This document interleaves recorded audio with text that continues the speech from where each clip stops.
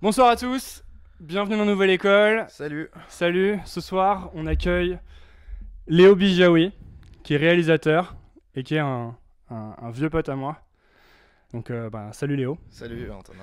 Donc, Léo, vous l'avez vu récemment, il a publié pas mal de vidéos qui ont bien buzzé. Paris, on t'aime aussi, qui a été particulièrement apprécié par la mairie de Paris. Et le clip de Damso, Amnésie. Et moi la première question que j'ai envie de te poser c'est qu'est-ce que ça fait de buzzer pour de vrai? Parce que tu as eu 1 million de vues sur ta vidéo pour Paris on t'aime aussi. C'était comment? Bah écoute, c'était cool. On n'avait pas prévu.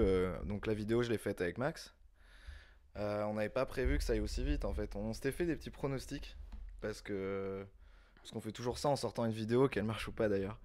Et on s'était Vous dit. pronostiquez le nombre de vues que On la vidéo va pronostique avoir? toujours le nombre de vues, tu vois. Ça, on se fait toujours. On se Et, fait et vous toujours arrivez à ça. avoir une idée un peu précise ou pas? Bah là, elle était complètement fausse. C'est-à-dire que moi, j'avais prévu. Je me suis dit, ok, le soir même, on fait 10 000 vues quoi. Parce que tu Et m'as dit, Max, 15 000 quoi. parce que pour la petite info, Léo est venu me dire sur Facebook, celle-là je la sens bien. Ouais, celle-là, je la sentais bien, mais de là à ce que ça marche comme ça, je pensais pas. Enfin, tu vois, c'est dur de prévoir vraiment l'impact précis du truc, quoi. Et du coup, le soir même, il y avait 390 000 vues. On avait prévu 10, donc, enfin 10 000. Donc, ouais, on était hyper contents, quoi. Léo Bijaoui qui est dans Nouvelle École ce soir. N'hésitez pas à partager la vidéo, ça nous aide beaucoup.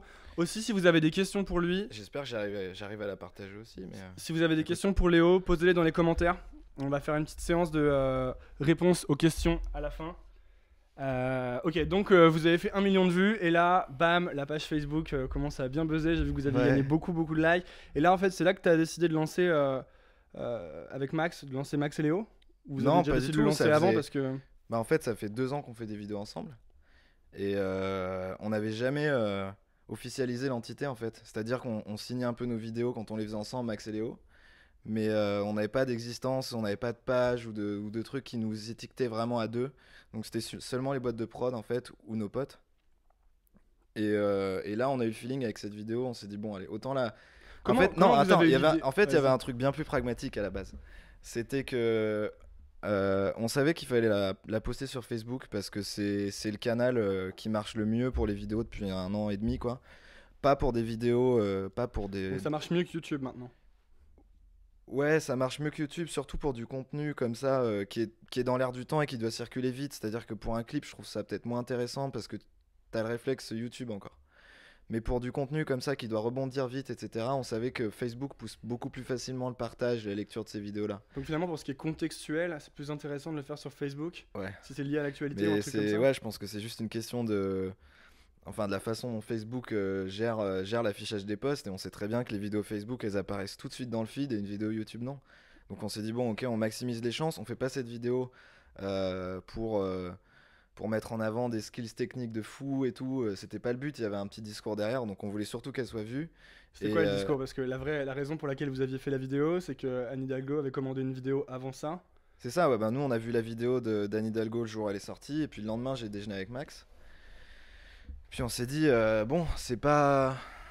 Elle est hyper belle et tout, mais en même temps, le problème c'est que quand tu fous de 300 000 balles dans une vidéo, elle est forcément jolie en fait. Ouais. Donc tu peux pas. Tu peux pas. Tu peux. Enfin, c'est normal. Donc après, Donc en fait, tu veux dire est-ce que la qu'il y a. qualité c'était la base. La qualité esthétique, bah, pour ce prix-là, c'est indispensable et c'est forcément bon, tu vois. C'est le 300 000 discours. balles, tu dis ça comme ça ou Non, ça a coûté 300 000 balles. Ah ok. La campagne a coûté 2 millions et la vidéo a coûté 300 000 euros. Ce qui équivaut à un budget Les de mecs se sont spot pub, régalés, quoi. de spot pub télé plus court, mais pour du web, c'est pas mal. Ok. Et donc vous avez vu ça et vous vous êtes dit... Bah ouais, on s'est dit que elle était bourrée de clichés, tu vois. Enfin, ça, c'est tout le monde s'en est rendu compte. Je t'avoue que la première fois que je l'ai vue, je me suis dit, elle est quand même jolie. Et je pense que tous les gens qui l'ont vue une fois se sont dit ça, et du coup, le pari est quand même réussi pour leur vidéo. Et puis après, je l'ai regardé une autre fois. Puis tu dis, il y a un truc qui va pas, il y a un truc qui. Enfin, moi, en fait, le premier truc qui m'a choqué, c'est pas forcément le manque de monuments ou quoi, c'est surtout le casting, quoi. Le casting, genre, ils ont coché des listes, voilà. Donc, il y a un couple d'Indiens, un couple de gays, mais alors, il faut vraiment deviner qu'ils sont gays parce qu'ils se tiennent par l'épaule. Pseudo dans le marais, mais en Ouais. contre-plongée, tu vois des bouts de bâtiments, enfin, c'est pas assumé, mais ils ont vraiment coché les cases, quoi. Et puis c'est des scènes de vie. Enfin, non, c'est pas des scènes de vie, c'est des trucs que personne n'a vécu. Genre, non, quand t'es avec ta meuf au premier étage de la Tour Eiffel, ce qui n'arrive déjà jamais, Ouais, tu vas c'est pas te mettre à clair. danser et tenir par la main. Quand t'es un touriste à Paris, tu vas jamais voir des gamins sur le toit de l'Opéra Garnier en costard en train de danser, tu vois. Non, absolument. Et là, l'Arc de Triomphe, tu le verras jamais vide de voitures au niveau des champs, tu vois. Donc il donne une image même des lieux touristiques, même l'image des lieux qui montre que les touristes vont voir le premier jour, elle n'existe pas en fait. En fait, du coup, le fait que vos vidéos aient aussi bien marché, ça veut bien dire que la plupart des gens pensaient comme vous. Bah en tout cas, au moins, en fait, je pense que ceux qui étaient de notre côté, c'était surtout les Français ou les Parisiens. Il n'y a aucun doute sur le fait que la vidéo de Paris a marché à fond à l'étranger, dans les pays d'Asie et en Amérique, enfin aux États-Unis. Il y a aucun doute là-dessus. Et de toute façon, ils s'en cachent pas, leur marché, c'était la Chine et les États-Unis. C'est juste que dans la communication de la ville et d'Hidalgo, c'était censé s'adresser aux Parisiens. Il y avait une Mm. façon dans ces postes aussi de s'adresser à la ville et à ses habitants. Et là, on s'est dit, ok, là non, par contre. Là, ça colle pas en fait. Ce que tu as fait en fait là, c'est un peu de ce qu'on appelle dans le jargon du newsjacking, c'est-à-dire que tu prends une Non, info, je connaissais pas le mot. tu connaissais pas le mot, Le tu prends une newsjacking. info et tu utilises cette info pour faire un truc qui va avoir beaucoup plus d'impact en fait. D'accord. Et donc ça c'est un Je truc que savais vous pas. avez fait consciemment cette fois-ci. Et t'avais déjà fait ça avant pour d'autres vidéos?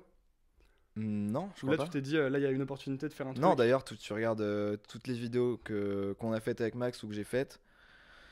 C'est soit des commandes, soit des projets perso en voyage ou des courts-métrages, mais c'est jamais ancré dans l'actualité en fait. Parce que, je sais pas, on n'est pas journaliste, on n'est pas complotiste, Ouais. on n'est pas polémiste non plus, Pourtant tu il y a vois. moyen de faire des vues quand t'es Ouais, complotiste. il y a carrément moyen, mais ça on s'en fout, tu vois. C'est juste qu'en fait là, ça a tombé sur un sujet qui nous intéresse vraiment, à savoir notre ville. Et en fait, on avait envie de filmer Paris depuis un moment avec Max. Parce qu'on adore, quand on part en voyage, filmer ce qu'on voit avec un œil un peu neuf. Et du coup, c'est hyper dur de trouver un sujet pour filmer ta ville. Tu vas pas te balader un week-end et dire, ok, je vais filmer Paris si t'habites à Paris. Tu sais pas quoi faire en fait. Et du coup, en fait, rebondir sur la vidéo d'Hidalgo, ça nous donnait un axe, en fait, tu vois, un sujet en fait. Pourquoi t'arrives pas à trouver d'idées pour filmer Paris? Parce que tout a déjà été fait ou parce que Non, il y a toujours de nouvelles choses à faire, mais c'est juste que quand t'habites à Paris, t'as un regard un peu éteint, en t'as fait. pas l'œil extérieur, c'est ça? Ouais, enfin, je sais pas, quand tu marches dans la rue et que t'habites à Paris, tu traces, tu vois. Ouais. Tu traces et tu penses plus au regard que peuvent avoir les touristes. C'est hyper rare. Enfin, Ouais, ce qui arrive que quand tu reviens à Paris après quelques mois où tu te dis putain, mais grave, c'est vraiment la plus belle ville du monde. c'est ça. Ou Et quand t'arrives de nuit sur les Invalides, voilà, enfin, c'est hallucinant. ouais. Mais c'est des petits instants comme ça. Mais si tu essayes d'un jour de prendre 3 jours où tu fais que de balader à Paris, soit les endroits que tu connais ou des trucs que tu connais pas et tu te balades à pied uniquement. Et Parce comment vous que. avez fait du coup? Parce qu'il y a plein de moments. Il y a le moment trop magique de votre vidéo où il y a un mec qui pêche Ouais, et vous capturez bah, le c'était marrant moment où ça. il sort le big poisson. Comment tu captures les Bah, moments de Paris qui sont un peu. c'est des hasards. C'était vraiment hasard. C'est-à-dire que on avait déjà passé une bonne journée à tourner. On s'est posé chez Max qui habite au-dessus. En fait, au-dessus de. Il habite sur le canal de l'Ourcq. Et puis au moment où on sort, voilà, enfin, il y avait 50 personnes devant le canal. On s'est dit, putain, c'est pas possible, il y a un mec qui s'est noyé et tout. Il y avait des gens au balcon. On s'est dit, vas-y, on va pas filmer un drame, quelle horreur et tout. Et puis comme tous les curieux qui passent devant, on allait voir. Et puis il y avait un mec avec sa canne à pêche qui avait des traces sur tout le beat parce qu'il tenait sa. Il savait plus comment tenir sa canne à pêche, tu vois. Et il avait sa petite GoPro et il était en, il Ah, était le en mec se transpi, filmait? quoi. Ah, il se filmait, il avait le point de vue comme ça. Et, Donc ça veut dire qu'il y a une autre vidéo de lui mais grave, il y a qui une autre pêche ça vidéo. quelque part. Vous auriez pu faire un multi-angle. Mais grave. Et puis après, ce qui a été drôle, c'est toute l'entraide qu'il y a eu sur comment sortir ce poisson, parce qu'il s'est fait aider par 4 ou 5 mecs, quoi. Et vous avez eu de l'aide. Enfin, il y a des gens qui se sont reconnus dans votre vidéo de Paris ou qui sont venus vous Ouais, parler. ouais, alors, il y a des gens qui se sont reconnus, on n'aurait vraiment pas imaginé. À un moment, on voit un mec qui est dans le métro et qui chante, et nous, on est sur la rame, là, à Arrêt-Métier. Et il y a un pote au mec qui va dire, ah, c'est toi dans la vidéo, il nous a écrit, je suis super content, machin, que vous m'ayez mis dans la vidéo, tu vois. Pourtant, Ça- vous l'aviez pas cité ni rien. Pas du tout, mais en plus, ça aurait pu être l'inverse. Un mec qui aurait pu, au contraire, être vénère d'être dans la vidéo. Pour le coup, lui, il chante dans le métro, donc il était content d'être là. Et puis, de toute façon, il s'affiche déjà en public de par son activité. Donc, Donc ça posait pas de soucis, quoi. C'est votre premier buzz en quelque sorte, non? Bah, en termes de viralité, ouais, bah, oui, c'est sûr. Enfin, Est-ce que ça change quelque chose du coup pour vous?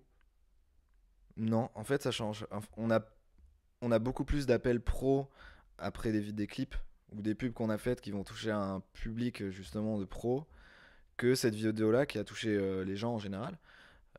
Et du coup, les projets qui convertissent le plus de nouveaux projets, c'est ceux-là. Et pour la vidéo de Paris, on a eu des appels de certaines boîtes de prod très intéressantes et d'autres qui l'étaient moins.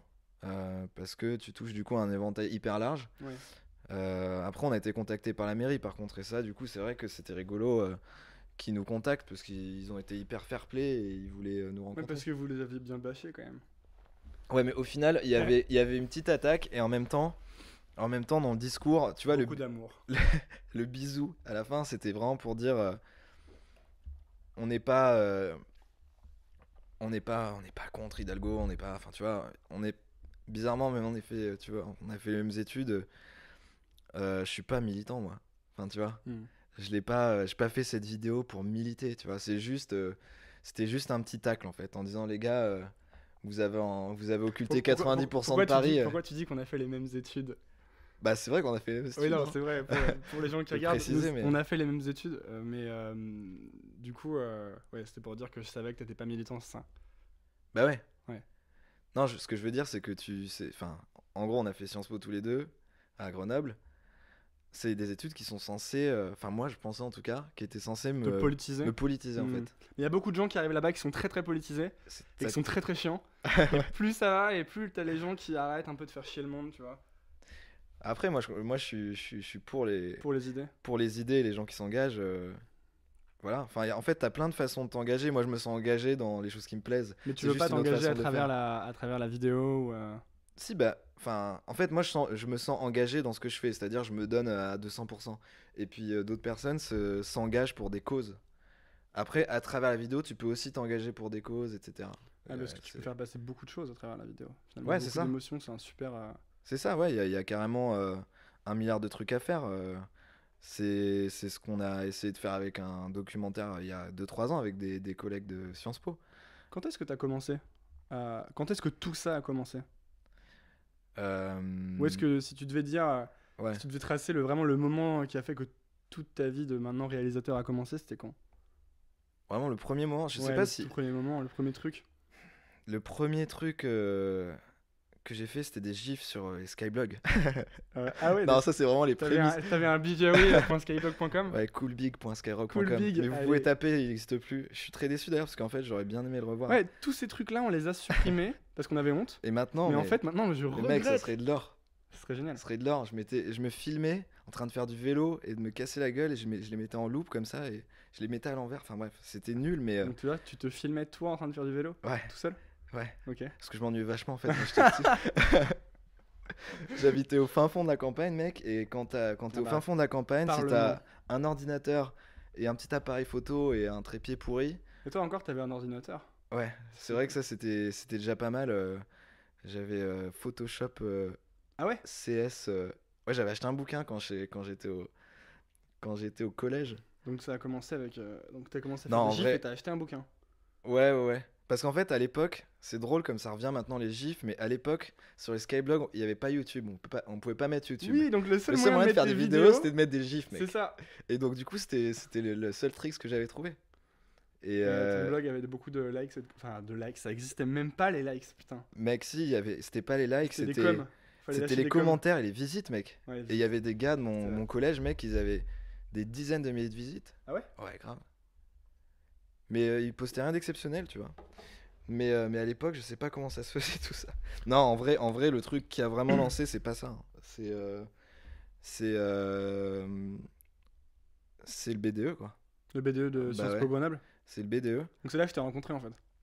Bah, c'est quand on Parce était que en train de quand j'ai commencer la rencontré campagne. Léo, il faisait les vidéos du BDE de Sciences Po Grenoble. Ouais, c'est Ouais, ça. mais t'avais déjà dû commencer à faire de la vidéo avant, non? Non, je crois pas. Je crois que avant le BDE, Non, avant le B2, j'avais fait aucune vidéo et en fait, on s'était lancé dans cette campagne et moi, ce qui m'intéressait, le B2, c'était pas organiser des soirées ou quoi, j'en avais rien à foutre. Moi, je voulais C'était pas les meufs non plus? non, c'était juste faire des vidéos, mec. Parce que je me suis dit, je sais pas, c'est des sujets intéressants, enfin, Et entre pourquoi guillemets. faire des vidéos? Donc ça venait d'où? Je sais pas, ça me faisait marrer. Il y avait pas du tout. Je me projetais pas du tout. Je savais que j'avais envie de faire des trucs avec l'image, que ce soit de la photo ou de la vidéo ou de la com en général, en fait. Tu Tu vois. faisais déjà de la photo avant de faire de la vidéo? Ouais, j'ai commencé aussi par faire beaucoup de photos. J'ai fait d'abord les vidéos du BDE, après j'ai fait surtout beaucoup de photos pour des agences et tout, pour du corporate, des trucs hyper chiants, des photos d'hôtel, mec. Je me souviens des photos d'hôtel. Ouais, Tu te faisais bien payer tu te pour ça? souviens? Ouais, bah pour l'époque c'était correct, surtout quand tu commences à faire de la plonge. Après, t'es content d'arrêter pour faire des photos, même si Ouais. c'est des photos, bah pas du tout sexy, de chambres Je d'hôtel. prenais des hôtels en photo. Ouais, et puis il y avait mecs qui avaient des mises en scène, quoi. Ah ouais? Et c'était les. C'était quoi, vas-y? Bah, les mises en scène, c'était une nana qui prend un verre au bar Ah, du c'était comme des Libis. stock photos là où les gens mangent de la salade en étant trop contents et tout. Bah, c'était pas aussi. Ça devait être plus naturel que des stock photos. Mais on n'avait pas de comédiens, c'était des gens du. C'était des gens de l'hôtel, donc des fois, ben, je me retrouvais avec des gens qui passaient pas du tout à l'image, je devais les mettre de dos. Enfin, c'était la première fois où j'ai dû gérer des trucs que je contrôlais pas, tu vois. Et n'empêche que ce truc-là, la photo corporate, ça peut paraître méga chiant, mais j'ai appris trop de trucs. La rigueur des plannings, voilà, par heure j'ai tant de photos à faire. Tu dois dealer avec des clients.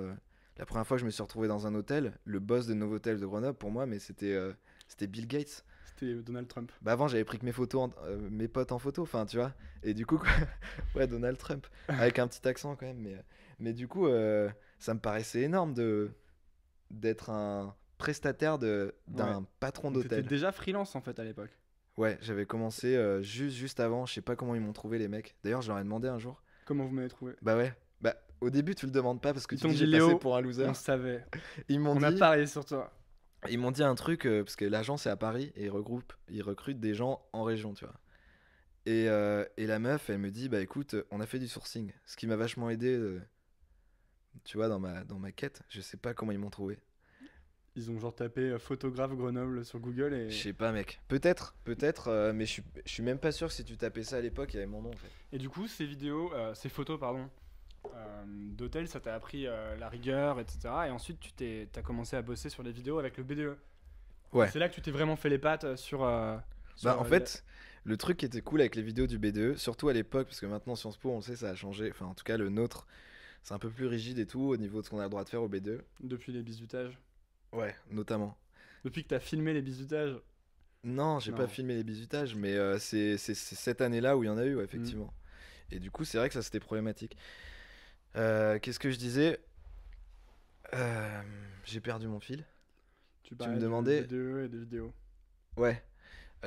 Oui, les vidéos, bah, qu'est-ce Pourquoi qui était c'était cool? cool, Ouais, pourquoi ouais. c'était cool? Parce qu'en fait, quand tu commences un truc comme ça, genre des photos ou de la vidéo, c'est bien d'avoir un sujet et surtout, il faut un truc fun. Parce que si tu fais un truc fun, même si c'est de la merde, si tu fais marrer tes potes, c'est cool. Imagine, tu commences, t'as le rêve de faire de la vidéo, de la fiction, et tu commences par un drame, et que c'est Et que c'est nul, nul. c'est juste badant, et les gens ils sont gênés. Et là, on avait la possibilité de faire des trucs misogynes, racistes. Enfin, tu vois, que je dis ça, c'est avec du 15e degré, parce qu'il y avait une tonalité très libérée à l'école. C'est vraiment intéressant ça parce que je pense que pour beaucoup de gens, ce qui est difficile, c'est de commencer, tu vois. De Ouais, faire la c'est ça. première vidéo, la première photo, Ouais, la c'est première hyper chanson. dur. Et Et surtout de la montrer, quoi. ouais, et de la montrer. Ouais. Et du coup, peut-être que si tu peux arriver à ne pas te prendre au sérieux et à faire un truc où tu dis c'est pour faire rire les potes, Ah ouais. c'est peut-être un bon moyen de commencer à faire des Bah choses. ouais, les vidéos du BDE, on se moquait tous de nous-mêmes dans la vidéo Ouais, et, je me euh, souviens un peu d'ailleurs. et voilà, enfin, C'est et qui avait ça, trop bu, etc. ouais, voilà, et il y avait soit des trucs qu'on avait tournés pour la vidéo et des images qu'on avait tournées pendant nos soirées. Et le but premier, c'était déjà qu'on se marre dans le groupe qui avait fait le BDE. Et puis après, on s'est dit, on le balance. Enfin, en fait, on réfléchissait pas à, Aux est-ce, conséquences. ouais, aux conséquences et est-ce que c'est bien réalisé ou pas. Ouais. Mec, enfin, c'était intuitif, enfin, tu vois. Et en fait, ça donne vraiment le goût de le faire parce que c'est tout con, mais on le publiait, enfin, les vidéos, on les sortait, après, elles étaient en amphi.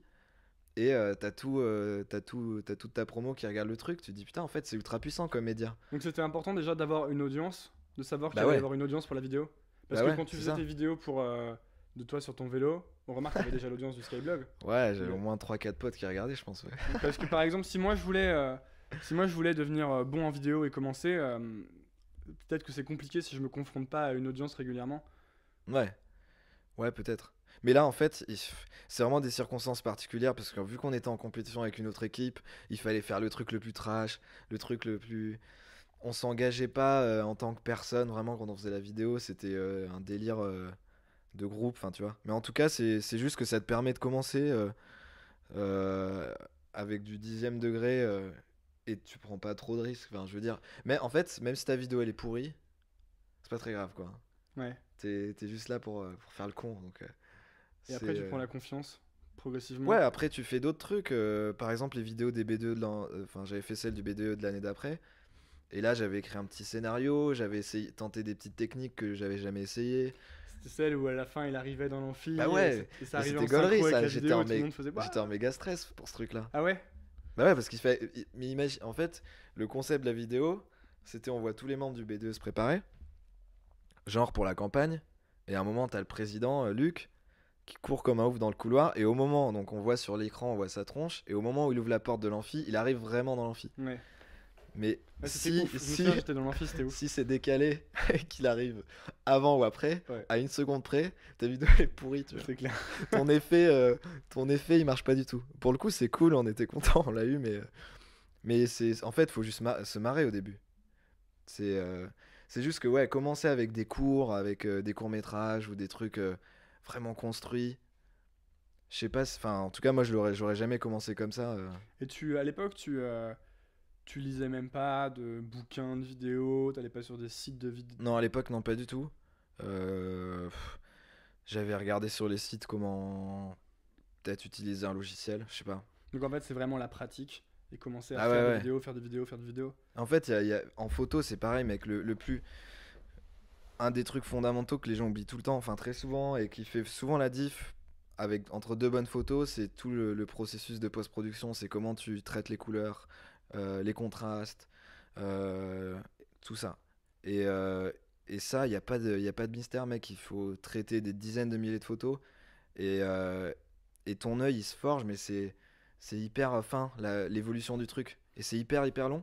Et sauf que il y a des gens qui sont vite saoulés avec ça, sur ces process-là. Et du coup, c'est que c'est pas leur kiff et il faut laisser tomber parce qu'en fait, c'est de la répétition, de la répétition, de la répétition. Et si t'aimes bien, ça te pose pas de problème de Ouais. quasiment faire la même chose tout le temps, en fait. C'est la théorie de il faut aimer le process et pas juste la ligne d'arrivée, en fait. Ah oui, bah oui. Parce que Ah bah ouais. évidemment qu'il y a Ah ouais, beaucoup de non. gens qui fantasment sur ah Léo, il fait sa passion tous les jours, il fait de la Ouais, vidéo. ouais, c'est du taf de ouf. Et en fait, Mais t'as passé des journées déjà à photographier des hôtels. ouais, t'as il y a fait- des trucs chiants. Et puis je pense qu'en fait, tu te rends pas compte, peut-être quand tu vois la vidéo, de tous les trucs chiants qu'il y a eu avant. Tu vois, toutes les merdes qui sont arrivées. C'est quoi les merdes? Ben, je sais pas, tu te rends compte qu'il te manque un plan, qu'il te manque un truc, que ton truc est pas cohérent, tu changes complètement d'idée, que ton boîtier il a merdé. T'as déjà fait une vidéo pour un mec et genre tu te rends compte à la fin que t'as oublié d'appuyer sur Rec. Bah, ça m'est arrivé de supprimer des images que le client voulait, ouais, Ouais. pour les hôtels. Mais vu que c'était rare, on s'est arrangé, tu vois. Ok. Enfin, avec l'agence qu'il y avait au milieu.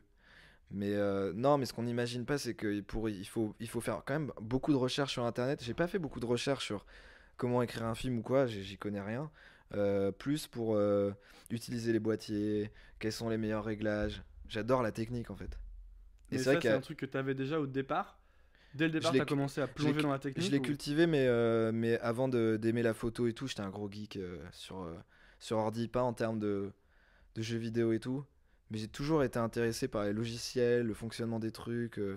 Tu vois, genre, je me rappelle, ça, c'est un truc vraiment bizarre que j'avais quand j'étais au collège. J'avais un petit Arcos, tu sais, pour regarder des vidéos.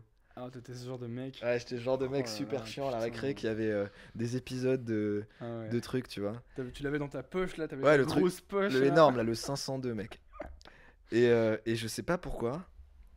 j'avais des logiciels d'encodage vidéo et je kiffais encoder des vidéos, mec. C'est quand même super bizarre. Mm. Et parce que Attends, ça veut dire quoi encoder des vidéos? bah c'est tu l'as converti d'un format à un autre quoi. Genre j'avais Tu kiffais passer des vidéos du MP4 ou.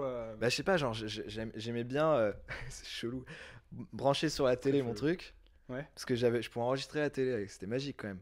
J'avais toutes les chaînes qui s'affichaient dessus. Je récupérais le flux, il fallait le convertir Attends, et après tout. sur ton Arcos, tu matais la télé que t'avais Mais enregistrée. En fait, t'étais Dailymotion, mais Mais avant ouais, Dailymotion. je me faisais des compiles et tout. Et surtout, mon kiff, c'était de télécharger les clips de Korn et de métal, quoi, pour les regarder à la récré avec les potes. Et du coup, vu que c'était compliqué à l'époque, c'était pas comme les iPods, c'était pas automatique, donc il fallait tout convertir. J'ai dû me plonger, parce que j'avais pas le choix, dans ces notions de bitrate, de codec, de débit, de flux, de machin. Ouais, donc finalement, bien avant le BDE de Sciences Po, t'étais Ouais, ouais. déjà un peu en train de faire des trucs comme ça. Ouais, donc en fait, j'aimais on voit bien qu'il y a le- des intersections, Ouais, voilà, c'est ça. des choses qui se croisent Oui, ensuite. j'aimais bien Photoshop, mais c'est que des trucs qui étaient hyper, tu vois, éparpillés. Et après, ça s'est rejoint Tu au... connectes les points après. Ouais, voilà, c'est ça. Mais c'est vrai que par exemple, j'avais jamais utilisé de logiciel de montage, mais vu que j'utilisais vachement l'informatique, c'est vrai que ça t'aide au début. C'est vrai qu'il y a des gens qui sont bloqués pour commencer à monter parce qu'ils savent pas utiliser le logiciel. Mais si tu as utilisé déjà d'autres logiciels qui ont rien à voir, l'informatique, il y a tout le temps une logique quand même assez similaire d'approche.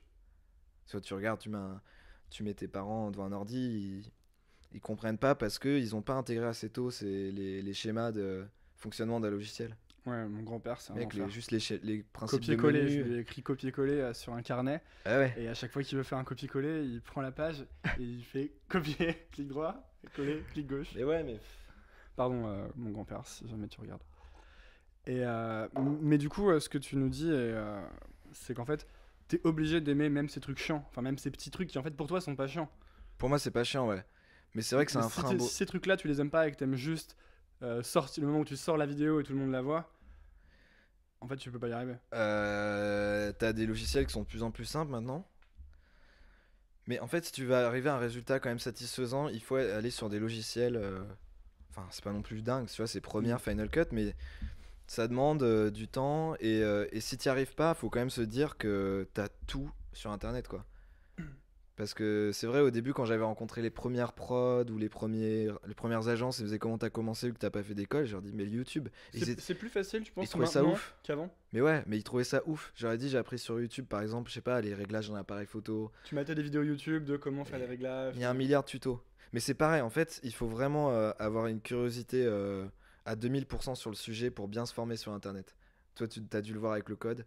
Au début, quand tu tombes sur les premiers tutos, mec, c'est des tutos d'Indiens pétés. Enfin, en tout cas, moi, Ouais, avec des accents, des putains Ouais. d'accents pakistanais. Et en fait, il faut toujours aller voir le produit fini à la fin. Parce Ouais. que si tu te rends compte qu'il fait de la merde, tu vas pas passer 20 minutes à Ouais, écouter. ouais, c'est clair. Et en fait, ça met du temps de, de tomber sur le bon contenu. Ouais. Mais par contre, après, si tu trouves le bon gars, qui a la bonne chaîne, et puis après, il est abonné aux T'absorbes, bonnes tu peux chaînes, tout absorber. il faut créer son petit réseau comme ça, quoi. Mais c'est vrai qu'il faut passer. Après, moi, je t'avoue qu'en cours à Sciences Po, j'écoutais rien, donc je rentabilisais mes heures. Non, mais Parlons-en, je parce rentabilisais que mes heures comme d'ailleurs, ça, il y tu a, vois. il y a il y a une personne qui est venue parler à Nouvelle École dans les messages, ce que je vous encourage tous à faire d'ailleurs, et qui a posé une question pour Léo Bijawi, et D'accord. qui demandait justement Sciences Po Grenoble, finalement, qu'est-ce que t'en tires? Parce que j'imagine que tu t'attendais pas à faire de la vidéo et à gagner ta vie comme ça, peut-être, au début de Sciences Ah Po non, au début, Grenoble. pas du tout. Et peut-être que tu t'imaginais dans une administration en train de. Sûrement pas. Mais ça m'a toujours fait bader. Mais par contre, je m'imaginais. Qu'est-ce que je pensais faire au début, mec? Je Un sais truc pas. dans la. Franchement, ça se Dans la rapprochait com. quand même, mais quelque chose, soit dans la communication politique, parce que ça se rapprochait de Sciences Po, journalisme, Journalisme. quand même un truc qui était en rapport. Ouais, quand même. Et du coup, qu'est-ce que t'en as? Est-ce que c'était utile ou est-ce qu'en fait ça servait à rien? Bah ouais, et en fait, t'aurais pu, en fait, bizarrement, quand j'ai fini mon stage de fin d'études, j'étais hyper content de plus avoir à toucher à Sciences Po. Il me restait juste mon C'était mémoire. quoi ton stage de fin d'études? C'était chez Orange. Euh, Ok. Ouais, c'était ouais. chez Orange au département Transmedia Lab. Yes. Donc c'était un laboratoire de VR. Je bossais sur Game of Thrones, donc sur une expérience second écran pour Game of Thrones. Et à côté, on développait de la VR, mais c'était tout début chez Orange. Et Une fois que t'as fini ce stage, t'étais content? c'était passionnant. soulagé. C'était un stage passionnant, mais je commençais à développer mes trucs en vidéo à côté. Mm. Et du coup, quand t'as ce que tu kiffes vraiment en perso à côté, tu peux plus continuer à bosser pour quelqu'un en fait. C'était juste pas possible. Ok. Et ouais, par rapport à Sciences Po, est-ce que ça apporte donc après ce stage, je me suis dit putain, c'est vraiment de la merde. Vraiment, je me suis dit c'est vraiment de la merde. J'ai raté mon orientation. J'ai juste perdu 5 ans, plus un an de prépa. J'ai perdu 6 ans de ma vie. Maintenant, je me bouge le cul et je fais mon truc à fond, tu vois. Donc j'avais la dalle, tu vois. Donc t'avais l'impression que ça avait servi à rien. Ouais, de ouf. Vraiment. Je me suis dit, par rapport aux mecs en école de ciné qui ont fait, qui sont orientés dès le début et qui étaient plus matures que moi à 18 ans, tu vois, parce ils ont eu le courage de faire un truc que les parents recommandent pas, parce que j'avais quand même envie en orientation Donc post-bac, tu tes vois. parents te poussaient à faire Sciences Po? Bah, déjà à 18 ans, je t'avoue que je savais vraiment pas précisément que je voulais faire ça. J'étais intéressé par les écoles de ciné ou de 3D. Et puis au forum d'orientation, on m'a un peu découragé. Genre, je suis allé voir un truc de 3D. Il m'a dit, tu sais dessiner? Je fais, ah non, je suis nul. Il m'a dit, c'est pas pour toi. Alors, je fais, ah, ok. Donc, en fait, tous les trucs qui sont en rapport à l'image, faut que j'oublie. Et après, les seuls trucs que tu pouvais commencer après le bac en C'est fou termes le d'image, pouvoir de ces mecs quand même. bah, il y Sur, avait deux trucs. Il y avait le pouvoir de ce mec-là. Et l'autre option, c'était faire un. Ce qui m'intéressait le plus, c'était un BTS audiovisuel. Mais pour ma mère, faire un BTS, c'était inconcevable. C'est genre, non, mais t'as des super bonnes notes au lycée, tu vas faire un BTS. Alors qu'en fait, le BTS audiovisuel dans le milieu est très reconnu. Et surtout, après, tu fais le Lumière si tu veux, ou la FEMIS. Et tu peux avoir ouais, puis des. si tu sais déjà ce qui t'intéresse, tu peux peut-être déjà commencer à apprendre Ouais, ce et qui puis, t'intéresse. pour le coup, une formation professionnalisante qui est vraiment bonne. Parce que Et. finalement, Sciences Po, c'est un peu un truc pour les gens qui savent pas ce qu'ils veulent faire. Comme ça, ils ont encore quelques années en plus Ouais, pour arriver 5 ans plus tard et toujours pas savoir ce qu'ils veulent faire. bah, ça arrivait à certains d'entre nous, ouais, c'est clair. Et du coup, moi, je m'en suis rendu compte que ça me plaisait pas en deuxième année. La première année, tu fais la teuf. Et Bah, moi, je suis arrivé en toi, deuxième année, t'arrives donc en c'est la deuxième deuxième. année où j'ai fait la teuf. Mais ouais, Dans la voilà. deuxième année, j'avais pas de potes, et en troisième année, j'ai fait la teuf. Mais la première, ouais, la première, t'es avec les Erasmus. Voilà, t'arrives dans une nouvelle ville, tu sors de la prépa. Tu parraines des En meufs. fait, ouais, c'est ça. Ah, mec, en fait, t'es juste content de plus être en prépa. Donc en Ouais. fait, la première année, c'est juste ça. Tu penses même, enfin, les cours, ils sont pas mal, tu vois, mais enfin, tu penses surtout à ça. Et puis la deuxième année, en plus, on a eu le BDE et du coup, il y a eu beaucoup de responsabilités. Et puis, je crois que c'est ça qui m'a sorti du cycle un peu soirée et tout, c'est de se dire, ok, en fait, on peut faire des choses nous-mêmes. C'est vraiment cool. Et par contre, en parallèle, je me suis rendu compte que les cours, j'avais beau réviser, j'avais 11 quoi, de moyenne. J'étais mauvais. Enfin, j'avais tellement peu d'attirance pour les matières que les potes qui se mettaient des mines avant les partiels, ils avaient 16 et moi 11 et j'avais les boules. Parce que eux, ils adorent l'histoire, ils adorent le droit. Et moi, bah non, pas trop, tu vois. Toi, tu faisais quoi? Tu t'étais dans tes vidéos, dans tes logiciels, etc. déjà, du coup? Ouais, mais tu vois, je révisais les partiels. Je Ouais. révisais, Tu révisais, mais t'étais nul. je révisais beaucoup plus et j'avais 4 points en moins, tu vois. Hmm. Et là, tu te dis, ça reste au fond de ta tête, tu te dis, putain, il y a un problème, quoi. Je peux pas faire ça de ma vie. C'est-à-dire que mon cerveau, il est pas capable d'absorber des trucs qui m'intéressent pas, tu vois. Hmm. Et donc, le chemin, il s'est fait tout doucement parce qu'au début, quand j'ai eu mes premiers contrats photo, je me suis dit, putain, je pourrais peut-être faire ça en mi-temps, tu vois. Et à côté, avoir un boulot sérieux, parce que j'avais tout le temps cette image Que c'était pas sérieux de que faire de la la vidéo ou la photo, que... photo, c'était un truc de saltimbanque. Parce que c'est mes parents qui m'avaient éduqué ce truc-là de il faut que tu aies un boulot sérieux avec un CDI, tu vois. Comme toute notre génération, mec, on a passé les concours Alors en moi, ce qui est bien, 2008, c'est que mes c'était la parents m'ont crise, jamais quoi. dit ça parce que Mais ils moi, ont pas de CDI. Ouais, mais voilà. Du coup, ils m'ont. Ils Le ont- truc marrant, c'est que mes parents non plus. Enfin, c'est ça qui est drôle. Voilà, c'était le moment. Donc, du coup, profession libérale et retraite. Ouais, c'est Du coup, tu c'est te dis, encore un truc qui fait peur. On a l'impression que si on sort un peu des sentiers battus, on est dans la merde. ouais, puis mec, quand on a passé les concours, c'est 2008, c'était la crise. Et ça faisait Comment flipper, ça, quoi. t'as passé les concours en 2008? Quand on a passé le bac. 2010? 2010. Ouais, C'était 2010. moi, ouais. Ouais, bon, enfin, on était dans un contexte de merde. Franchement, si Ouais, j'avais c'est vrai. passé le bac maintenant, je suis pas sûr que mes parents auraient été. Après, je remets pas tout sur mes parents. Je J'avais pense que aussi c'est un pas. truc de génération, tu vois.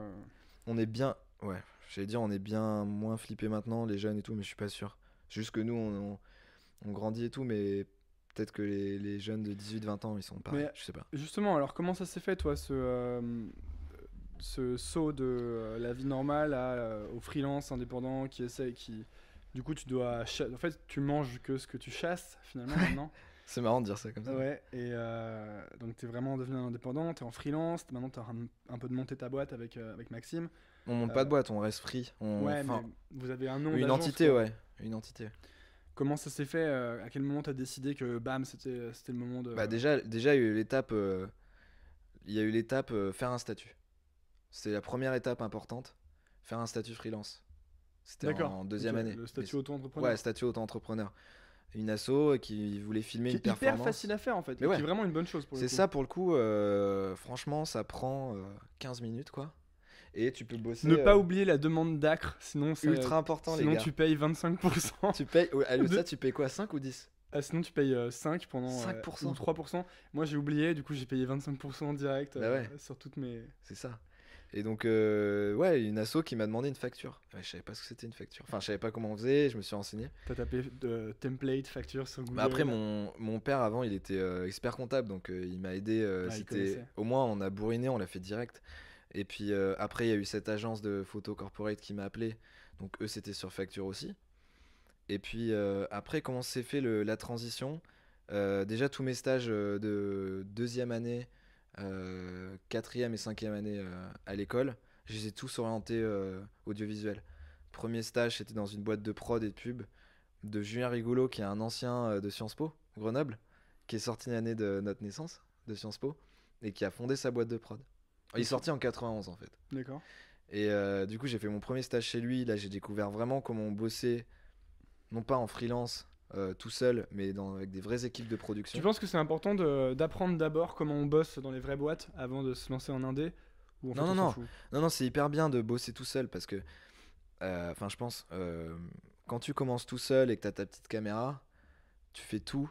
Tu fais la relation client, tu fais l'organisation, les plannings, le T'es full montage. stack, comme on dit aux Ouais. États-Unis.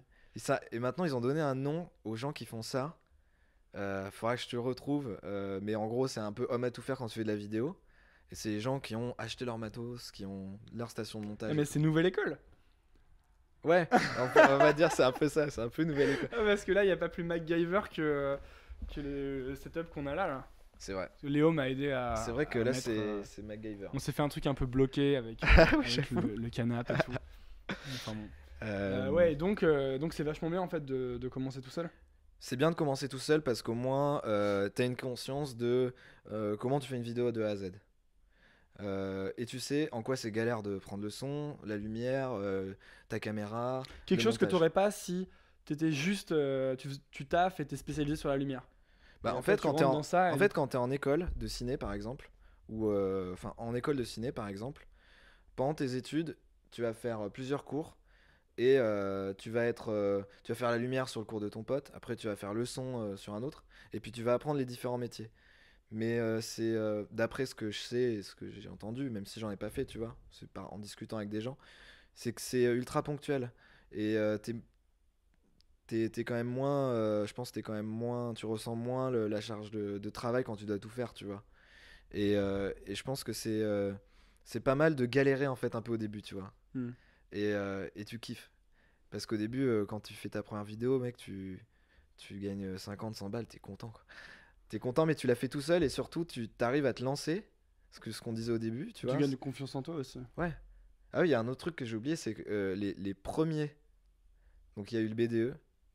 Et en vidéo, donc en photo, c'était du corporate. Et les premiers qui m'ont payé en vidéo, c'était des collectifs de techno à Grenoble. Donc Eddie Rumas, Bass Jump, je sais pas si tu te souviens. Non. Ils étaient au Dracart. C'était les mecs qui passaient à l'ampérage avec de la hard tech. C'était pas de la tech. Non, mec, à l'époque, le tout début, c'est de la dubstep.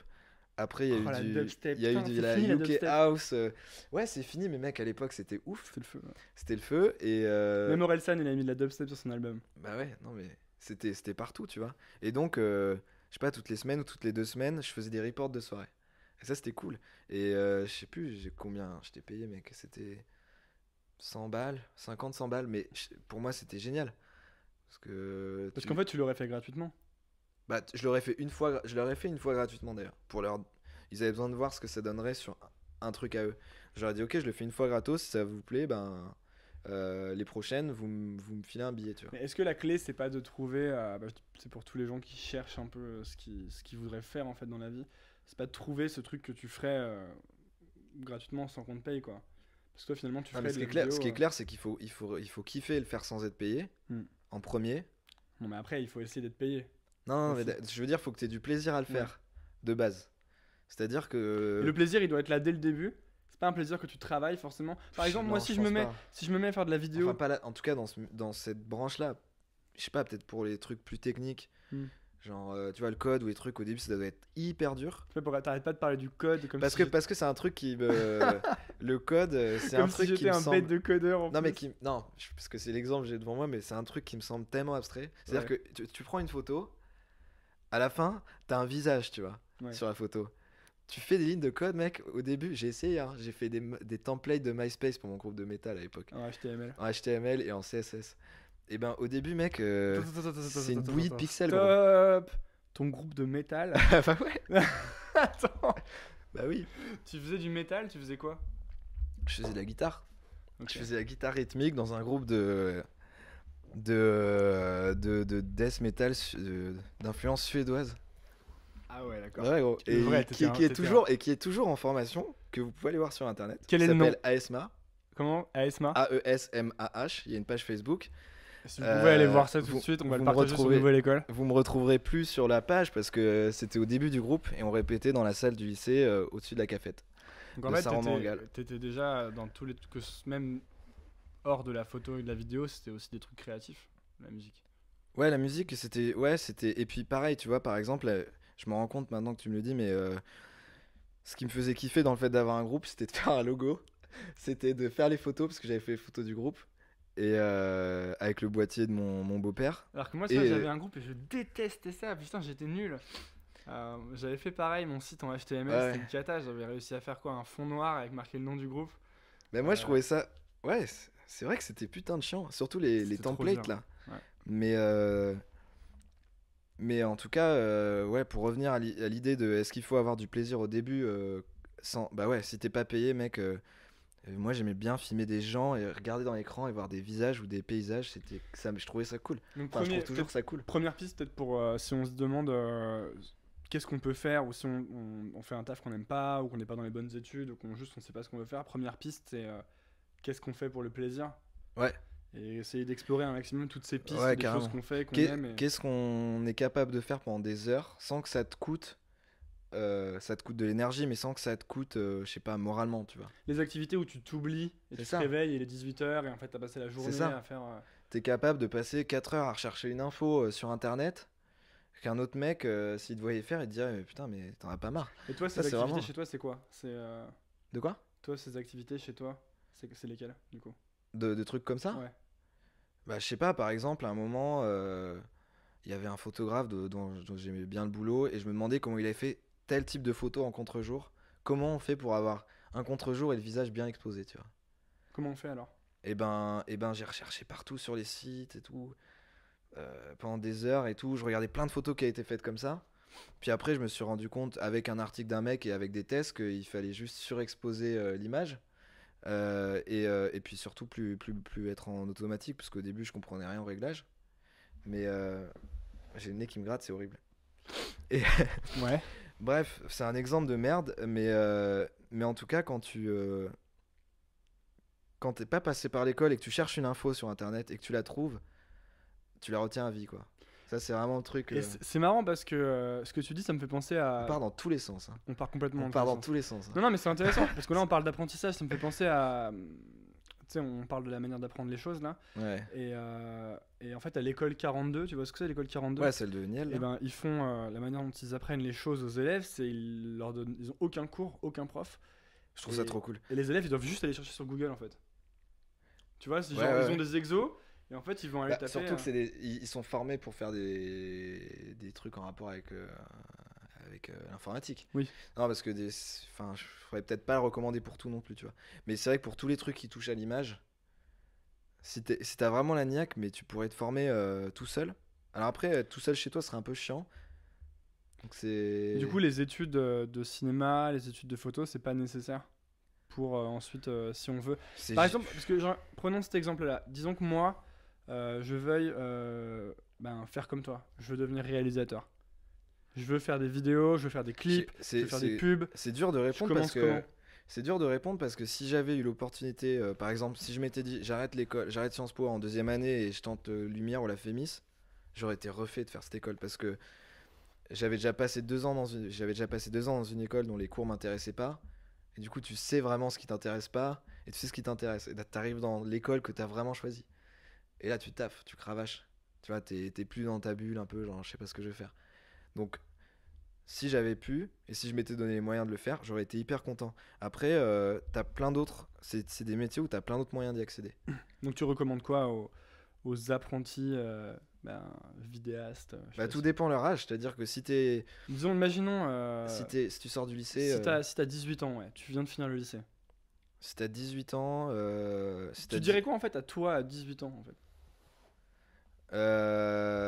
fais un BTS audiovisuel, rencontre des gens et commence tout de suite à faire des projets. Ne jamais attendre, ne jamais croire que l'école et ce que tu apprends va te donner un déclic pour faire un super film. Alors ça, c'est des conneries, et ils te le diront tous dans toutes les écoles. Commence direct à faire des trucs, fais de la merde, voilà, amuse-toi. Je pense qu'il faut avoir C'est fait le fun, quoi. Tu penses C'est qu'il faut vraiment avoir ça fait un maximum de. Qu'il faut avoir fait un certain nombre de merdes avant Ah de ouais. pouvoir faire des trucs bien. Mec, c'est comme quand Si tu t'as pas commences ton la quota de guitare. merde, tu peux pas. Tu commences la guitare, tu fais de la merde pendant des années et tu montres à personne. Et puis après, à la fin, t'as un petit morceau correct. Et T'es à la fin, content. t'as un groupe de métal. À la fin, t'as un groupe de métal. Ouais, tu joues sur la place du village, mec. Et ouais, Il donc, n'y a pas des hacks pour aller plus vite, pour apprendre plus vite. Par exemple, moi, si je Non, voulais y a pas apprendre de la hack. photo, j'ai pas de hack Non. pour aller plus vite. il y en a vraiment aucun. T'as vraiment aucune technique à me donner pour que je prenne de meilleures photos? En prendre plein, mec. En prendre plein. Et tout le temps avoir un regard sur tes photos, c'est-à-dire que tu t'en prends plein. Y a un truc qui te plaît, je sais pas. Moi, je trouve que le meilleur moyen pour commencer. Enfin, si t'as envie de faire des photos, le meilleur moyen, c'est soit que t'es une meuf jolie, soit des potes jolis. J'ai une folie. Voilà. Donc, t'as une meuf jolie, tu la prends photo. Parce que t'as une proximité avec ton sujet déjà. C'est l'avantage des potes et des copines, c'est que c'est super dur d'aller, je sais pas, quelqu'un que tu vois sur internet, de lui dire j'aimerais bien commencer à faire les photos avec toi, j'en ai jamais fait, c'est chaud. Donc, Sarah, si tu regardes, prépare-toi. On va prendre beaucoup, beaucoup de photos de toi. Voilà. Parce que j'ai décidé de devenir meilleur en photo. Bah, si tu veux être meilleur en photo, prends 15 000 photos de ta meuf. C'est ce que tu faisais d'ailleurs, toi, Bah ouais. à l'époque. Ouais, à l'époque, je prenais vachement de photos de ma copine de l'époque et de mes potes. Et après, ça donne confiance pour aller prendre des gens que tu connais pas. Mais au début, il faut prendre son entourage. Mes neveux, mes frères et sœurs, enfin tu vois. Ça mange pas de pain et surtout, il faut en faire plein, plein, plein, plein, plein. Et puis après, euh, quand tu découvres un peu les optiques qui marchent bien, les bonnes techniques, tu trouves tes photos géniales. Et puis, t'en fais plein comme ça. Et puis après, tu les regardes, tu fais waouh, c'est de la grosse merde. Et puis, t'as des cycles comme ça. Tu te trouves génial, ça dure 3 jours. Tu les regardes, tu fais c'est vraiment à chier quand je vois ce que font les autres. Et puis au début, je regardais ce que faisaient les gens à Grenoble. Après, je voyais ce que faisaient les gens à Lyon. Et maintenant, Après, tu à regardes ce qu'ils Paris. font dans le monde. Et puis après, tu regardes ce qui se fait en général. Et tu te dis voilà ce que j'aime bien. Euh, mais personnellement, des fois, je suis content des photos ou des vidéos. Mais je suis jamais satisfait. T'es jamais satisfait Je de suis ton jamais- travail? Je suis jamais. Est-ce que t'as toujours l'impression d'être dans Je suis une jamais sorte sa- de médiocrité? Non, c'est pas une médiocrité, mais je suis jamais entre la vidéo comme j'imagine dans ma tête, le projet tel que j'imagine fini et ce que j'en fais, c'est tout le temps, mec, c'est tout le temps hyper loin de ce que je voulais. Quoi. Sous-optimal. Ouais, si tu veux. Parce que l'appeler moi, comme ça, mais j'ai mec, toujours l'impression de. C'est pareil, quand je fais des trucs, j'ai toujours une idée ultra stylée de ce que je veux faire. Et en fait, comme t'as toujours des contraintes de temps, d'argent, et tu sors des trucs, et c'est jamais aussi bien que ce t'as que les tu contraintes voulais de faire. production, de tournage, en tout cas pour ça, et de post-production et de temps. Mais du coup, tu penses qu'il faut accepter le fait que tu pourras Ouais, faut jamais accepter. être, Et en fait, c'est marrant mieux parce de que le des faire fois, d'être parfait, c'est des ça? fois, tu sors un truc et tu dis putain, il y a ça qui va pas, t'es vachement dedans et du coup, tu as un regard ultra critique. Et parfois, je regarde des vidéos 6 mois ou un an après et je me dis, elle est quand même pas mal, tu vois, avec du recul. Et puis en fait, peut-être que les gens ne le voient pas, les gens qui sont pas. Déjà, les gens, ils voient pas ce que t'avais voulu faire et que t'as pas mis dedans. Ouais. Et ça, c'est cool, ils sont pas dans ta tête. Et ensuite, eux, ils ont pas eu toutes les galères que t'as pu avoir pendant le process. Donc, après, quand je dis galère aussi, c'est vrai que on parle beaucoup, tu sais, dans ces milieux-là, enfin, quand tu fais des trucs en freelance, c'est beaucoup d'investissement et de temps, et des fois, tu dis, je suis crevé, c'est galère. Mais quand c'est les tiennes, ça te coûte rien. Quand je dis galère, c'est après coup, et voilà. Mais c'est pour moi, c'est une énorme différence entre faire ses trucs et faire les trucs pour les autres. C'est quand t'as une galère et que c'est le boulot d'un autre. Enfin, moi, C'est une vraie ça galère. me faisait vraiment chier, quoi. Et t'as juste envie de rentrer chez toi. Mais moi, si j'ai une galère, bah, c'est mon problème. Donc, c'est un peu comme. Je sais pas, tu veux manger, ton four est cassé, il faut bien que tu répares ton four. C'est vraiment nul comme Ouais, mais comparaison, c'est mais tu vraiment vois, hyper chiant de réparer son four. c'est chiant, mais si t'as envie Par de exemple, bouffer ta très bon pizza. exemple, moi mon four il fait sauter l'électricité là. Et je l'ai Ouais. désactivé et je compte pas le réparer. J'aimerais bien que quelqu'un vienne régler mon problème. Non, mais un truc plus essentiel, mec. Ouais. Genre l'eau. Enfin, tu Ouais, vois, l'eau. en tout cas, si c'est un truc qui te concerne vraiment et qui dépend de toi, les problèmes ils passent tout seuls et aussi les journées.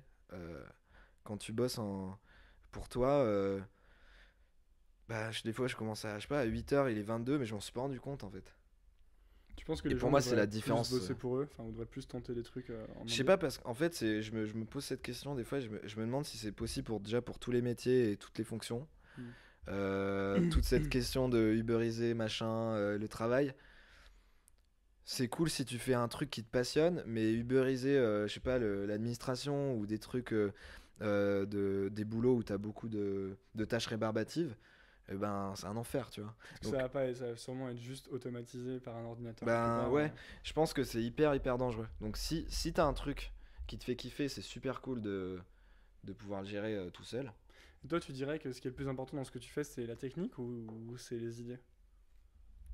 Bah, en fait, disons que quand tu commences, c'est bien Parce que d'aimer la technique, c'est réplicable finalement.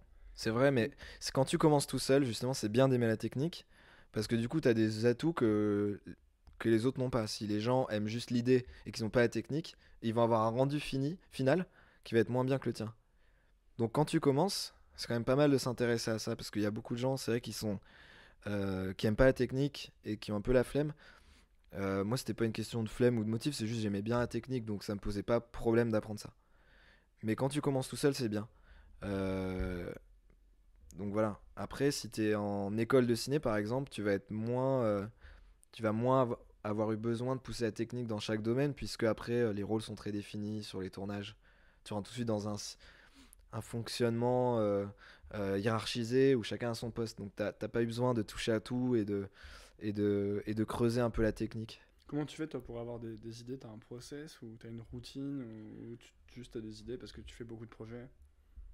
Parce Euh, que quand t'arrives pour voir les gens, ouais. par exemple Damso, parce que là t'as fait le Mais c'est clip de marrant. Damso pour Amnésie, t'es j'ai- arrivé avec une idée là. Ouais, mais ouais, alors Damso, pour le coup, enfin, avec Max, on a eu chacun une idée les deux qu'on a mélangé ensemble. Euh, c'est hyper variable en fait, selon le sujet. La plupart du temps, j'ai l'impression de jamais avoir d'idée, tu vois. Parce que moi j'ai l'impression de jamais avoir d'idée. Et, Je me euh, dis toujours et putain mais t'as pas d'idée c'est quoi. un gros complexe, j'ai l'impression de n'avoir jamais d'idée. Et ça me fait chier, tu vois. Mais en fait, ce qui est bien, je pense, quand tu crois ne pas avoir d'idée, c'est d'avoir un cadre. D'avoir un cadre de départ, à savoir, c'est pour ça que on aime bien le clip avec Max. C'est que le clip, tu reçois une agence, une boîte de prod qui te contacte et qui te dit voilà, t'as tel artiste, telle chanson, il t'envoie la chanson, tel budget, et est-ce qu'il y a une base de scénario ou pas. Et après, à partir de là, ça donne un cadre de réflexion. Déjà, les paroles, l'univers de l'artiste, tu peux aller voir ce qu'il a fait. Le budget aussi, ça fait varier énormément. Tu sais très bien qu'avec 20 000 euros et avec 100 000, tu fais pas les mêmes films. Et donc moi, j'adore avoir un cadre comme ça. Et là, pour le coup, Damso, Damso, on a reçu le mail avec Max. Il était chez lui, j'étais chez moi. Et il avait déjà une petite idée, donc je lui ai dit écoute, me dis rien, parce qu'on aime bien d'abord l'écouter une fois tout seul. Le son. Ouais. Donc c'était Amnésie le son. Ouais, le son c'était Qui est Amnésie. d'ailleurs le meilleur son de l'album de Damso, donc c'est cool. Bah, que on vous était ayez- content. Alors, Damso, j'en avais entendu parler en septembre quand l'album était sorti. Mais depuis. Depuis, j'ai oublié. Et du coup, j'ai réécouté. J'avais bien aimé à l'époque, mais je t'avoue, j'avais pas creusé des masses l'album. Et donc, j'ai écouté le titre. Et sur le refrain, j'ai tout de suite eu cette idée de projection là. Parce qu'en fait, le concept de vidéo projection, c'est un truc qu'on veut développer depuis longtemps. Dans divers projets, sous diverses formes. Mais le fait de vidéo projeter, c'est vraiment hyper intéressant. Et là, il dit. Parce Je qu'en fume fait pour là l'oublier. ouais vas-y dis raconte, mais en fait vous projetez dans la fumée de son pet, des images de la nana en l'occurrence, donc cette fille qui est morte. En gros, l'histoire de la chanson, c'est il estime avoir tué cette nana en la méprisant, etc. C'était son premier amour. C'est une Il chanson s'est qu'il avait dit comporté qu'il comme allait un jamais connard. clipper d'ailleurs. Ouais, il a dû changer d'avis parce que déjà, c'est la meilleure chanson de l'album et c'est celle qui fait le plus d'écoute. Le label a dû pousser, forcément, Hmm. parce que le meilleur titre d'un Bah, album, il est sur le t'es un peu label, obligé c'est de le 9 de I, clipper. non? Ouais, après, ta maison de 10, c'est Capitol. Capital. Et donc, Capitol, c'est Universal. Donc, ils ont dû pousser aussi, forcément. À la base, d'ailleurs, ils voulaient même pas mettre la chanson sur l'album, en fait. Donc, c'est ok, je la mets. Je fais pas de clip, ok, je fais un clip. Après, ils voulaient pas être dans le clip. On a réussi à l'avoir sur le refrain, mais voilà. Et donc, moi, j'avais eu cette idée de vidéo projection. Et Max, il avait eu l'idée des close-up. Et donc, en fait, on s'est parlé au téléphone et je lui ai dit mon idée, il m'a dit la sienne. Et au début, on est resté sur une position en se disant, ok, faut qu'on choisisse. Son idée, c'est de la merde. Est-ce que vous vous dites ça parfois? L'idée Ouais, de l'autre, des fois, on se dit, ton idée, c'est de la merde. Et Mais vous là, vous le dites ou est-ce que t'es en mode. non, non, on est cash. Vous êtes cash? On est vraiment cash. Mais là, pour le coup, je trouvais son idée super bonne et il trouvait la mienne super bonne. Et du coup, on s'est dit, putain, Tu te fais. putain, et il faut que j'éteigne parce qu'on voit des blagues là. Samuel, tu dis de la merde. Qu'est-ce qu'il dit, Samuel? Il me dit, attention, t'as mis une boucle d'oreille sur le. Ok.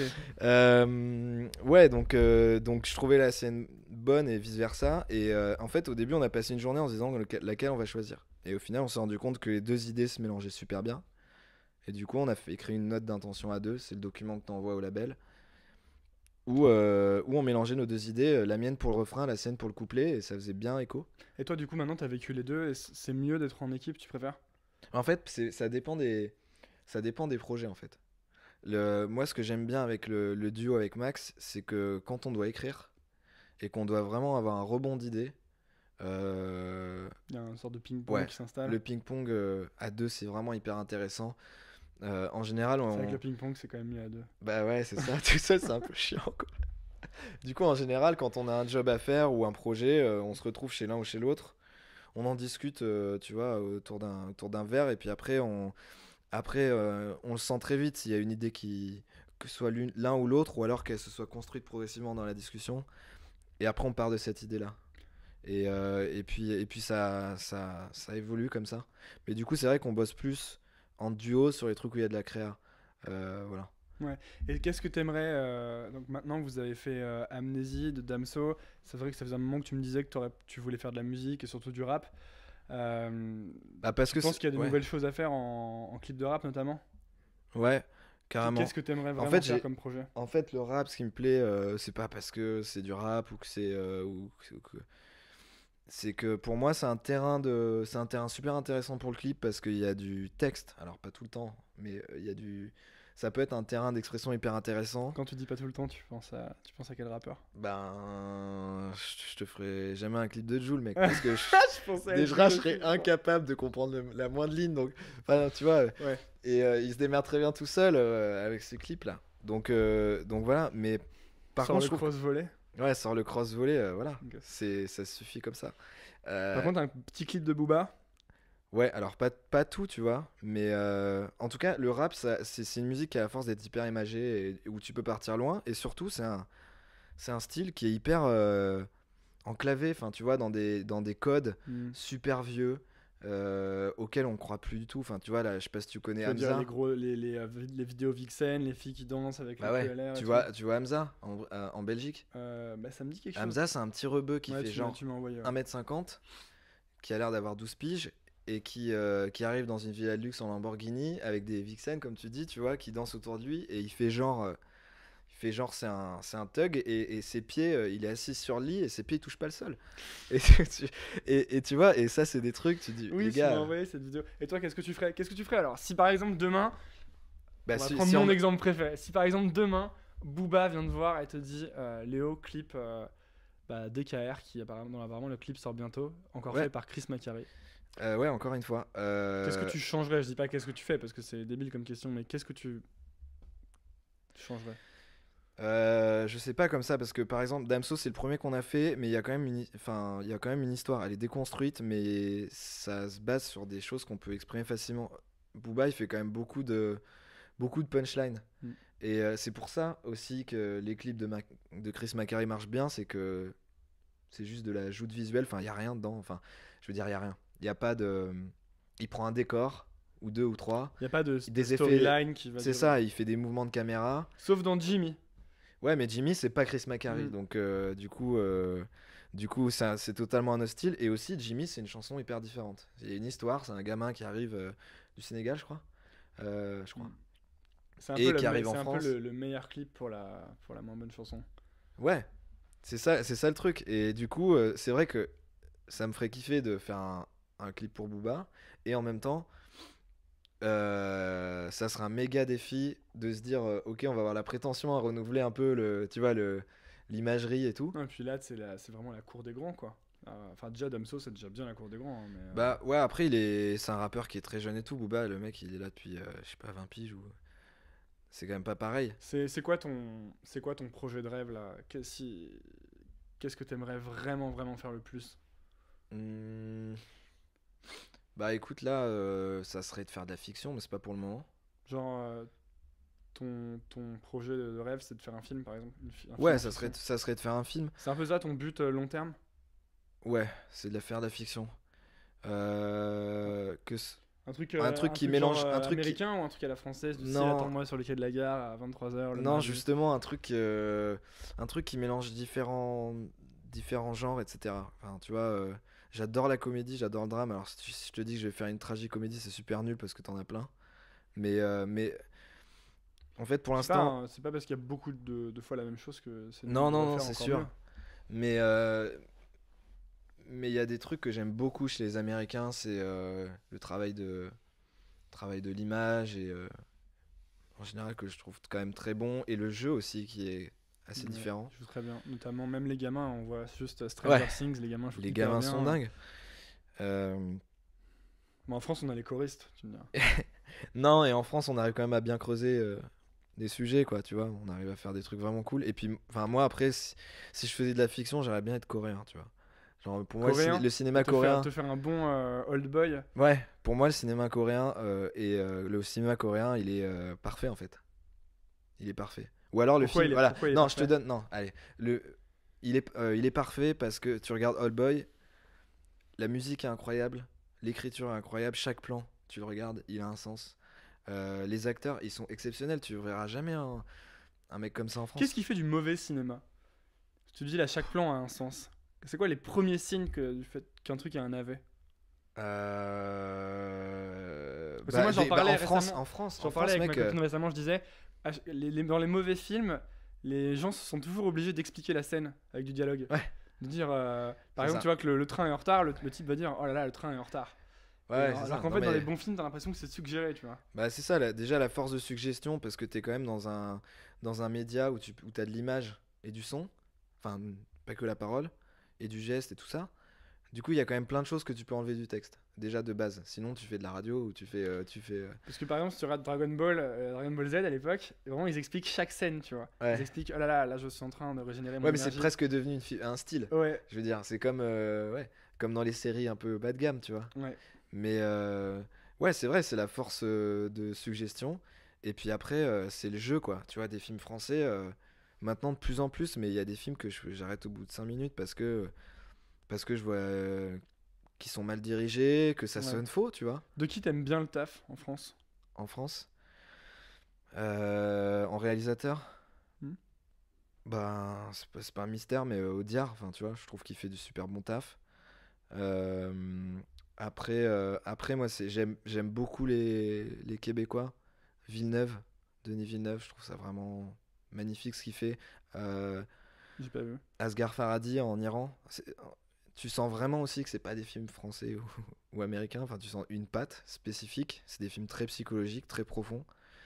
Ouais, les films coréens. Et je dis pas ça pour faire genre, je cite. Ouais, Parce que ça m'énerve, tu vois. J'ai toujours l'impression que quand tu dis j'aime bien les j'aime films. bien les films coréens avec une petite salade de Le quinoa. pire, c'est quand tu dis j'aime bien le cinéma iranien. Ouais. C'est. C'est vrai que ça Je fait peux un peu con- mec, ça je fait un peux- peu en France fait, je peux Culture. On n'est comprendre pas sur que. France Culture. C'est ça, et puis je peux comprendre que ça peut paraître super pédant de dire ça parce que tout de suite pour caler une ref internationale et tout. Sauf que putain, mais si vous avez la chance de voir un bon film iranien d'Asghar Farhadi ou coréen, tu te prends une claque parce que on est habitué à voir tout le temps les mêmes films en France, tu vois, tout le temps les mêmes schémas d'histoire, Genre, qu'est-ce que tout le j'ai temps fait au les bon mêmes, Dieu avec ouais, le tout le temps les mêmes mariage. thèmes, tout le temps les mêmes acteurs, tout le temps les mêmes émotions aussi, tu vois. Et quand tu vois du cinéma étranger, moi c'était des chocs les premiers films que j'ai vus de ces mecs-là parce que Alors, je me attends, suis dit, c'est quoi les émotions qu'on n'a pas du coup? mec, bah, je sais pas, c'est impossible à décrire, tu vois. Moi, du coup, c'est bien, super. Tu regardes, non mais tu regardes la nana, tu regardes le mec à l'image et il réagit pas pareil à Mm. la même une même situation de vie familiale ou quoi.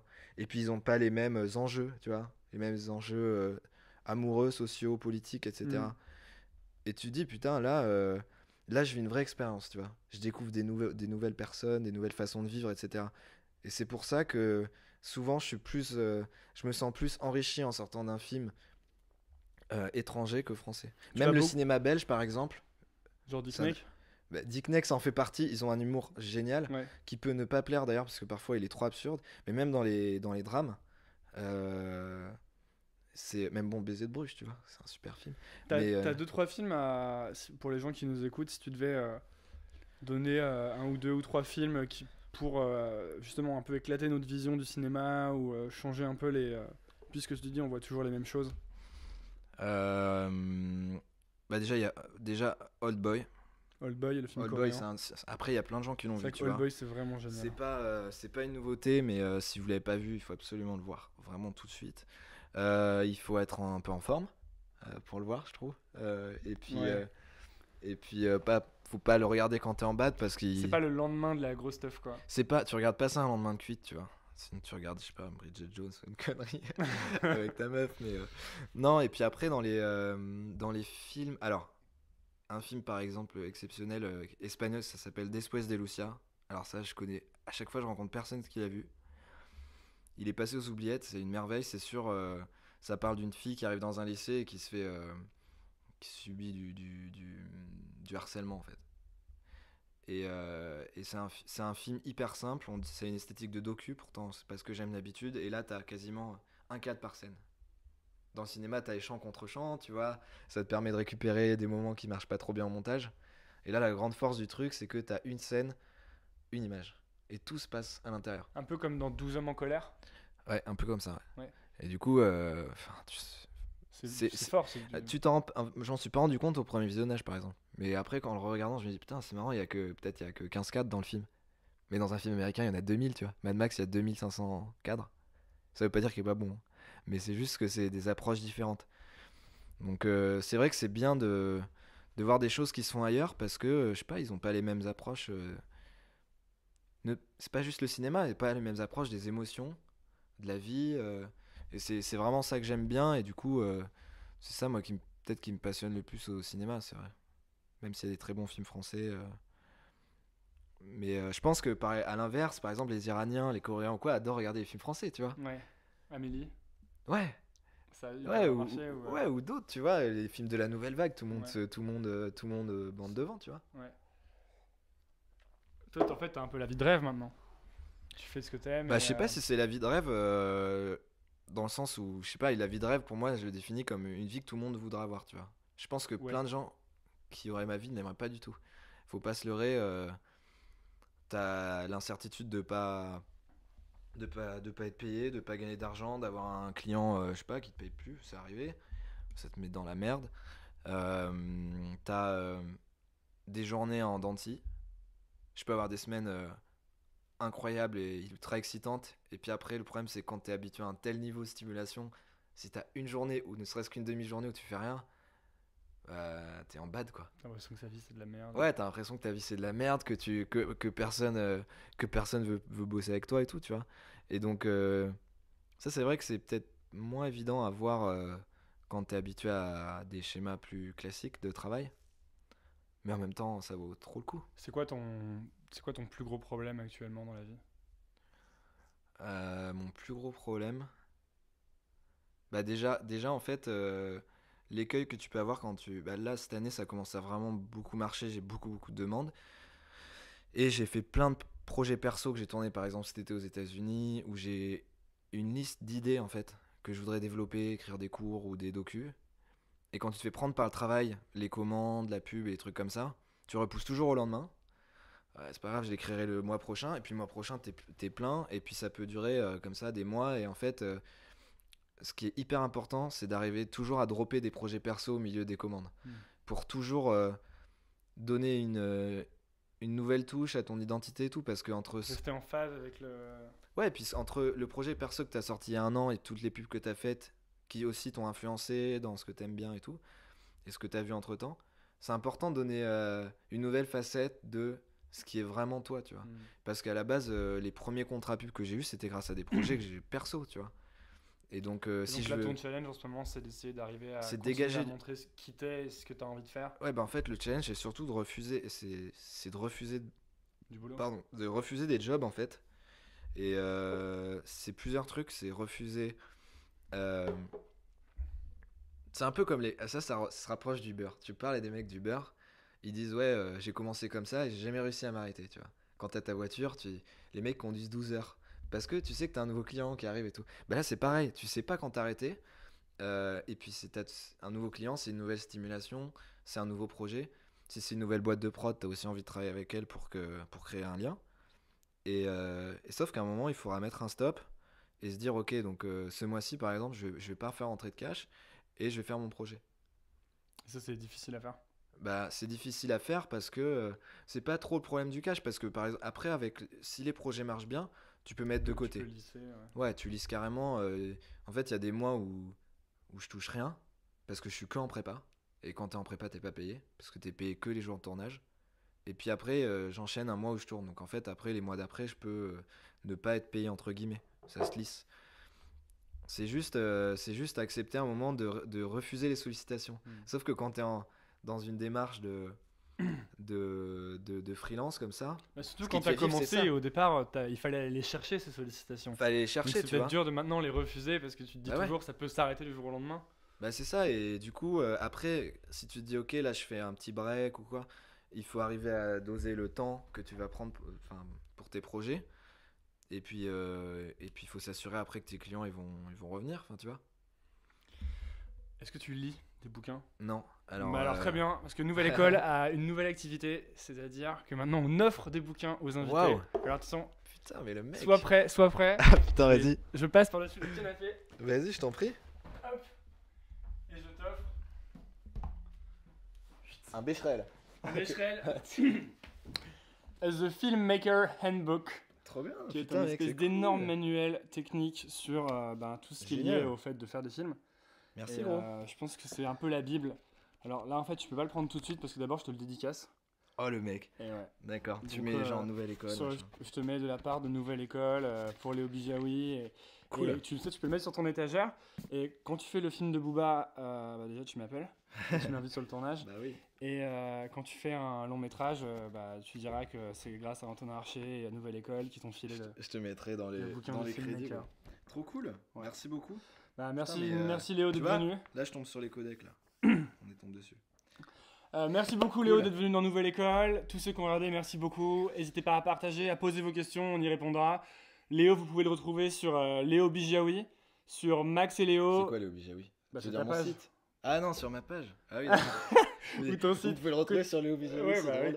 Ou sur Max et Léo, c'est leur page Facebook. Ils ont fait récemment le clip de Amnésie de Damso. Ils ont fait la vidéo Paris, on t'aime aussi. Voilà, c'était Nouvelle École avec Léo Bijawi. Merci beaucoup. Merci, salut. Merci beaucoup d'avoir écouté. Si vous avez apprécié cet épisode, n'hésitez pas à vous abonner au podcast, que ce soit sur SoundCloud, sur iTunes, sur Spotify. Ça m'aide énormément. Vous pouvez aussi liker la page Facebook Nouvelle École Podcast. Voilà, merci beaucoup et à bientôt pour le prochain épisode. Salut!